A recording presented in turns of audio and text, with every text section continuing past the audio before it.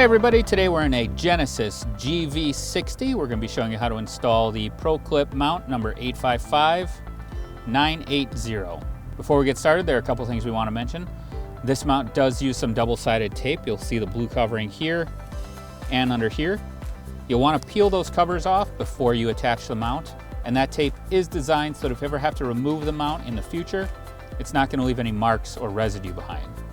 Second is always make sure you install the mount onto the vehicle before you screw anything to the faceplate. So with that, we'll get started. So this mount is going to attach into the vent, and we're going to clip over the bottom lip here.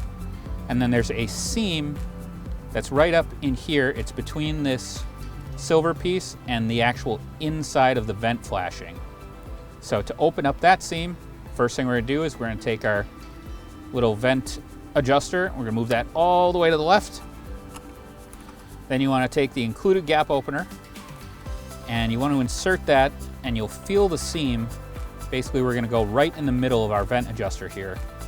You can feel the seam, and you just wanna press the gap opener up into the seam, just so we can open that up for our mount.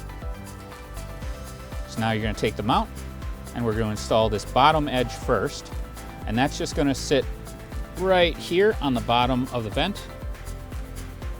Then what you're going to want to do is get your thumbs on top, because you're going to want to flex the top of the mount down so that we can get that upper lip into that seam we just opened with the gap opener.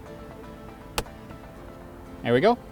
Once it's in place, you have a nice solid mounting platform for a custom ProClip device holder. We hope this video has helped. Have a great day.